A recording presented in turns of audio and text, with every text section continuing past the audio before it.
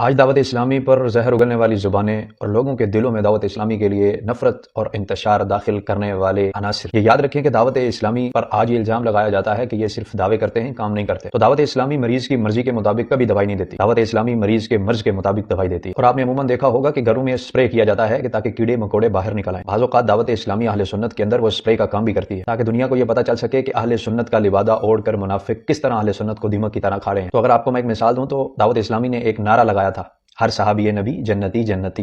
اور اس نعرے کی اسپرے اہل سنت پر ایسے ہوئی کہ اہل سنت کے اندر چھپے روافض اور خوارج کھلے طریقے سے واضح ہو گئے اور ان کی حقیقت کا دنیا کو پتہ چلا کہ یہ نام کسی کا لیتے ہیں اور کھاتے کسی کا۔ کیونکہ دعوت اسلامی کوئی معمولی داستان نہیں ہے، بلکہ یہ ایک ایسی روشنی کی کہانی ہے کہ جو اندھیروں کا سینہ چیر کر سامنے آئی ہے۔ دعوت اسلامی ایک ایسی صدا ہے جس نے غفلت کی نیند میں سوئی امت کو جگایا ہے، اور یہ ہے دعوت اسلامی کی تاریخ۔ اور اس تاریخ کے سینے میں دھڑکنے والے دل کو عاشق رسول، عاشق صحابہ، عاشق اہل بیت، عاشق اولیاء، میری مراد امیر اہل سنت ابو بلال محمد الیاس عطار قادری رضوی زیائی دامت برکاتہم العالیہ ہے۔ الزام لگانا، زبانیں استعمال کرنا، کسی پر طنز کرنا، حسد اور بغض کی آگ میں جلنا، یہ آسان ہے، مگر عملی میدان میں اتر کر کام کرنا تلوار کی دار پر چلنے کے مترادف ہے، اور دعوت اسلامی یہ کر رہی ہے۔ میں اگر آپ کو کہوں کہ آپ اپنے اندر سے حسد اور بغض کی تمام تر بیماریوں کو ایک لمحے کے لیے سائڈ پر رکھیں اور صرف یہ سوچیں کہ ایک وقت تھا جب ہمارے گلی محلوں کے اندر گناہوں کا دھواں تھا، دلوں کے اندر دنیا کی دوڑ تھی، زبانوں پر بے حیائی، گھروں میں بے برکتی، لوگ دین سے دور تھے، قرآن سے اجنبی، مسجدوں کے مینار خاموش تھے، اور عشق رسالت مآب صلی اللہ تعالیٰ علیہ وآلہ وسلم کے چراغ بجھتے جا رہے تھے۔ ایسے میں ایک مرد درویش اٹھا کہ جس کے دل میں عشق رسول صلی اللہ تعالیٰ علیہ وآلہ وسلم کی آگ، آنکھوں میں امت کا درد، اور لبوں پر اس کے صرف یہ صدا تھی کہ مجھے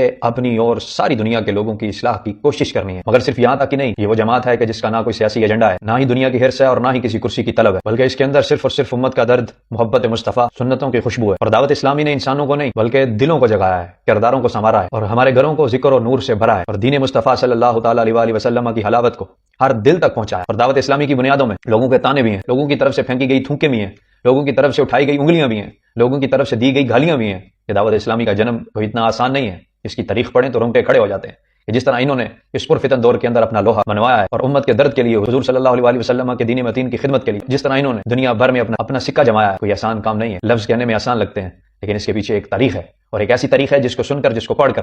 آنکھوں میں اشک جاری ہو جاتے ہیں۔ اور آج اگر ہم دیکھیں تو وہ بیج جو چند عاشقان رسول صلی اللہ تعالیٰ علیہ وآلہ وسلم کے قدموں سے بویا گیا تھا، اللہ تعالیٰ نے اس کو کیسے ایک تناور درخت بنایا ہے۔ جگہ جگہ سنتوں پر اجتماعات ہو رہے ہیں، مدنی قافلوں میں لوگ سفر کر رہے ہیں، دین متین سیکھ رہے ہیں۔